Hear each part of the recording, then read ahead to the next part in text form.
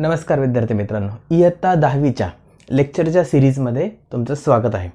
आपण या सिरीजमध्ये आत्तापर्यंत 8 लेक्चर्स बनवलेत. आता हे 9वं लेक्चर आहे आपल्याला. या 9th नंबरच्या लेक्चरमध्ये आपण प्रॅक्टिस सेट 1.3 सोडवतोय. प्रॅक्टिस सेट 1.3 मध्ये क्वेश्चन नंबर 1, क्वेश्चन नंबर 2 हे आपले आय थिंक 7th लेक्चरमध्ये झाले. त्याच्यानंतर कालच्या लेक्चरमध्ये क्वेश्चन नंबर 3चे पहिले 3 क्वेश्चन झाले. आता क्वेश्चन नंबर 3चे अजून 3 क्वेश्चन बाकी आहेत. 4th, 5th आणि 6th हे क्वेश्चन नंबर 3चे उरलेले 3 क्वेश्चन्स आज आपण ह्या लेक्चरमध्ये घेणार आहे.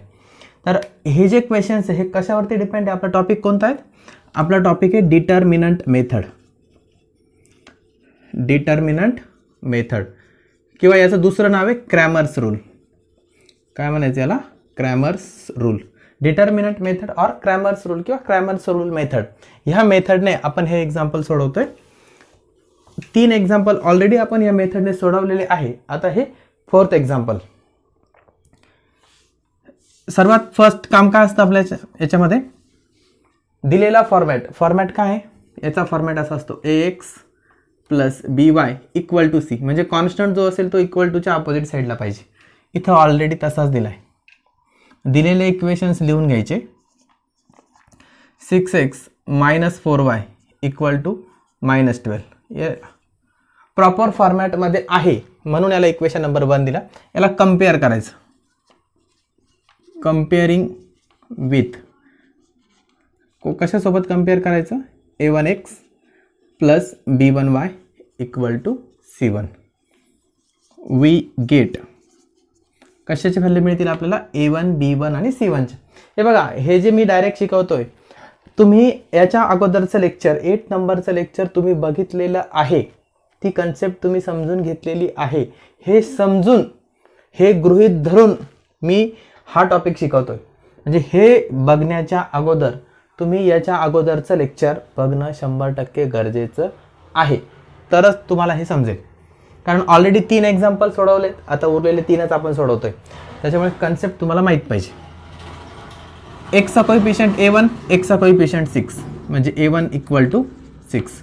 y चा कोएफिशिएंट b1, y चा कोएफिशिएंट -4 म्हणजे b1 इक्वल टू -4. इथे कॉन्स्टंटच्या ठिकाणी c1, इथे -12 म्हणजे c1 इक्वल टू -12. हा झाला a1, b1 आणि c1. Second second equation also 8x minus 3y equal to -2. याला पण कम्पेअर करायचं. Comparing with a2x plus b2y equal to c2. Second equation सोबत कम्पेअर केलं याला. वी गेट कोणत्या व्हॅल्यूज मिळतील आपल्याला? a2 equal to 8, b2 equal to किती येईल? y चा कोएफिशिएंट b2, y चा कोएफिशिएंट -3 आणि c2 इक्वल टू -2. ह्या झाल्या आपल्या व्हॅल्यूज. ह्या व्हॅल्यूज शोधल्यानंतर आपल्याला 3 टर्म शोधायचे असतात. d, dx आणि dy. त्याच्यापैकी सर्वात अगोदर आपण d शोधू. d इक्वल टू असतं a1 b1 a2 b2. a1 b1 a2 b2 values put करून घ्यायच्या. a1 म्हणजे 6, b1 म्हणजे -4, a2 म्हणजे 8 आणि b2 म्हणजे -3. काय मिळायचं? 6 × -3 म्हणजे हे -18 -8 × 4, 8 × -4, 8 4 चा 32 होता. हे -32 होईल. म्हणजे d ची व्हॅल्यू काय येणार आपली? d ची value d equal to -18 plus 32. -18 plus 32 किती येईल बरं? किती येईल हे? 14 प्लस 14 येईल. d मिळाला प्लस 14. याच्यानंतर नेक्स्ट dx. आता dx साठी काय करायचं असतं? d च्या डिटर्मिनंटमध्ये ह्या x चे कोएफिशिएंट म्हणजे a1 a2 रिप्लेस करायचे. कशाने रिप्लेस करायचे? कॉन्स्टंटने रिप्लेस करायचे, c1 c2 ने. मग डीच्या ठिकाणी एक्सच्या ठिकाणी A1 A2च्या ठिकाणी C1 C2 टाकायचं. इथे C1 इथं C2, B1 B2 आहे तसेच, is equal to C1 C2. किती आहे C1 C2? -12 आणि -2, -12 -2. B1 B2 आहे तसेच, -4 आणि -3. हा डिटर्मिनंट आपल्याला सॉल्व करायचा आहे. इथेच लिहितो मी dx इक्वल टू किती येईल, हे मायनस मायनस प्लस होऊन जाईल. 12 3 जा 36 होईल, मायनस हे पण मायनस मायनस प्लस होऊन जाईल. 2 4 जा 8 म्हणजे 36 मायनस 8. 36 मायनस 8 किती यायला पाहिजे? 28. dx इज इक्वल टू किती येईल, हे 28. हा झाला dx. Next dy. dy साठी काय करायचं असतं? y चे जे कोइफिशियंट इथे d मध्ये, y चे कोइफिशियंट म्हणजे b1 b2 ला रिप्लेस करायचं कॉन्स्टंटने, म्हणजे c1 c2 ने. हा a1 a2 तसाच b1 b2 च्या ऐवजी काय घ्यायचं, इथे c1 c2 घ्यायचं. इक्वल टू a1 a2 तसाच, a1 a2 काय आहे 6 आणि 8, आणि c1 c2 काय आहेत, c1 c2 आपले -12 आणि -2, -12 -2.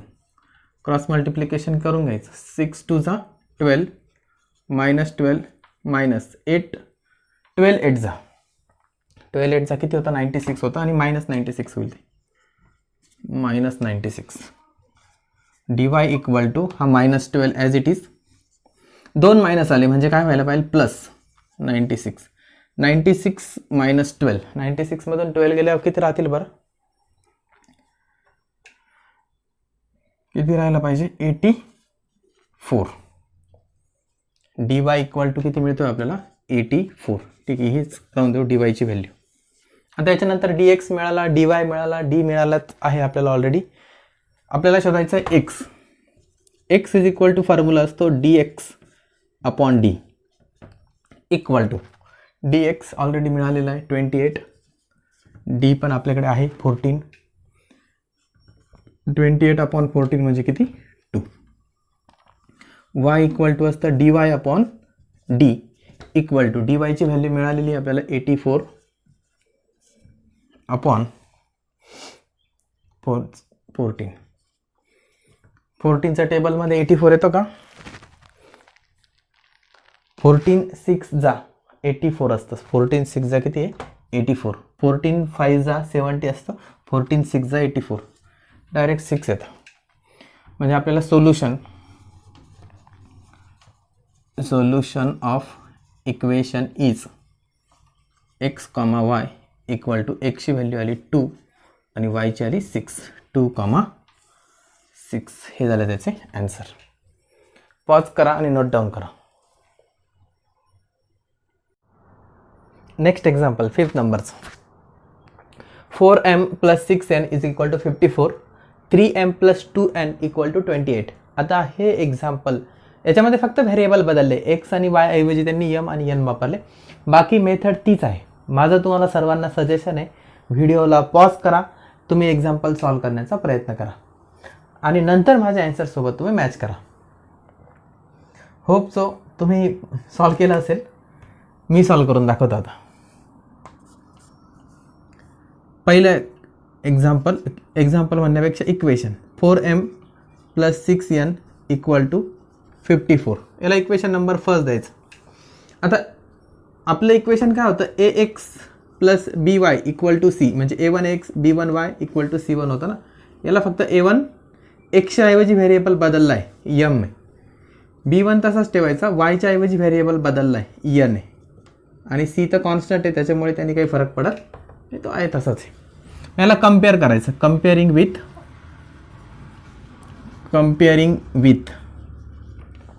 कोणत्या इक्वेशन सोबत कम्पेअर करायचं, इथे a1x नाही लिहायचं, a1m लिहायचं, plus b1n equal to c1. We gate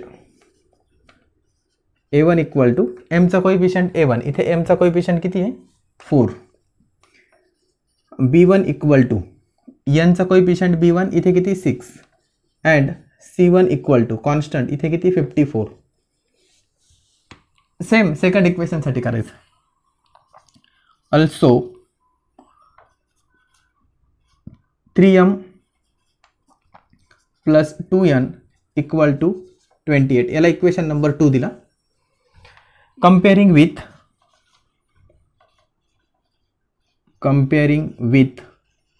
याचं इक्वेशन काय असेल मग, त्याचं 1 होतं ना, याचं 2. a2m plus b2n equal to c2.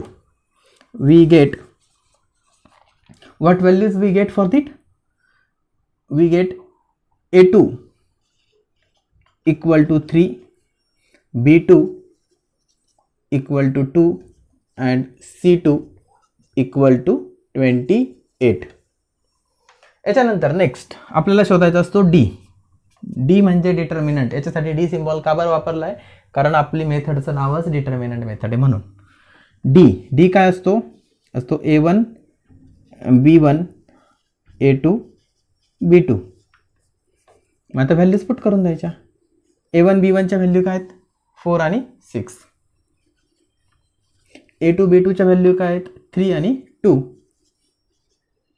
Determinant solve करायचा, क्रॉस मल्टिप्लिकेशन. 4 2 जा 8 मायनस 6 3 जा 18.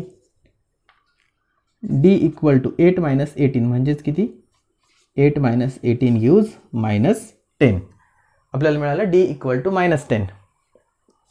नेक्स्ट dx फाइंड आउट करायचं. dx इक्वल टू dx साठी काय करायचं असतं, ह्या डी डिटर्मिनंटमध्ये एक्सचे कोइफिशियंट म्हणजे a1 a2 रिप्लेस करायचे. कशाने, कॉन्स्टंटने, म्हणजेच कोणी c1 c2 ने.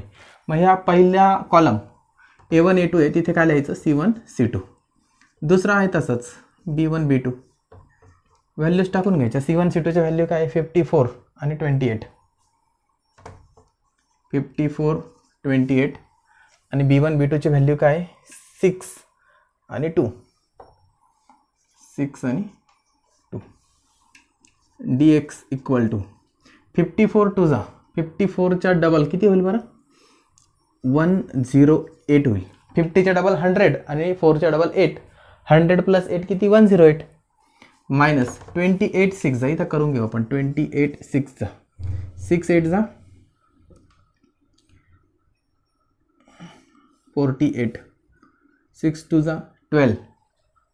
12 प्लस 4 16. हे किती होतं 168. दोघांची सबट्रॅक्शन किती येईल 108.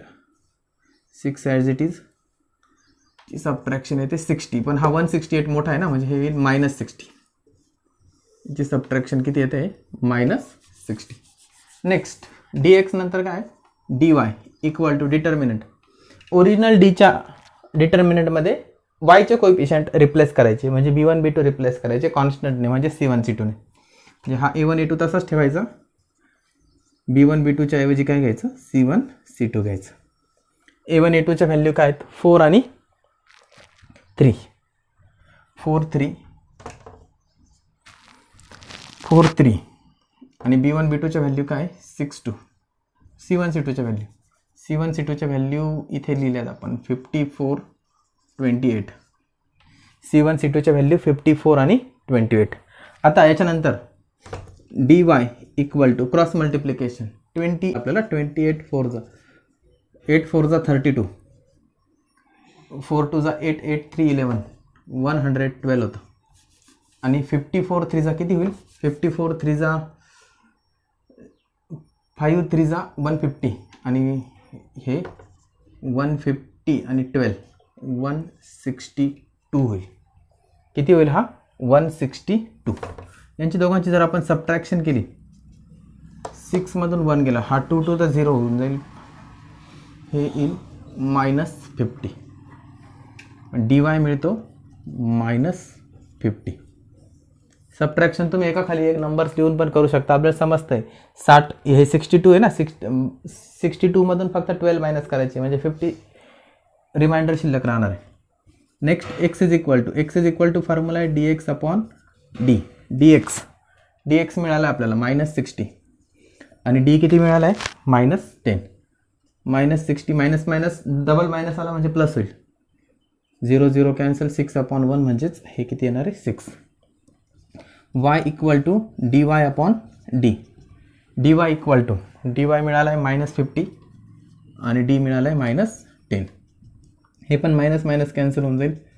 50/10 म्हणजे 5. हे मिळालं आपल्याला एक्स आणि वायच्या व्हॅल्यू. इथे आन्सर लिहून टाकायचं. Solution of equation is x comma y equal to एक्सची व्हॅल्यू किती आहे 6,5. X comma y equal to 6,5 आणि हे काय आपलं हेच आपला आन्सर. पॉज करा आणि नोट डाऊन करा. Next example. ह्या प्रॅक्टिस सेटचं लास्ट एक्झाम्पल आणि आजच्या व्हिडिओचं पण लास्ट एक्झाम्पल. हे बघा याच्यामध्ये थोडासा बदल आहे. इथे 1/2 दिलं आहे, इथे 1/2 दिलेलं आहे. म्हणजे जे काही ए बी सी मी सांगितलं होतं अगोदरच, ए बी सीच्या व्हॅल्यू पॉझिटिव्ह असतील, ए बी सीच्या व्हॅल्यूज निगेटिव्ह असतील, एखाद्या वेळी सीची व्हॅल्यू 0 पण असू शकते. त्यानंतर त्या व्हॅल्यूज फ्रॅक्शनमध्ये पण असू शकतात. म्हणजे इथे त्या व्हॅल्यू 1/2 दिलेल्या आहेत. फक्त एवढाच बदल आहे ह्या एक्झाम्पलमध्ये. बाकी मेथड इतर एक्झाम्पलमध्ये जशी होती तशीच आहे. तर फर्स्ट एक्झाम्पल लिहू आपण. 2x + 3y = 2. याला इक्वेशन नंबर 1 दिला. कम्पेअरिंग विथ आपल्या स्टँडर्ड एक्झाम्पल इक्वेशन सोबत कम्पेअर करायचं.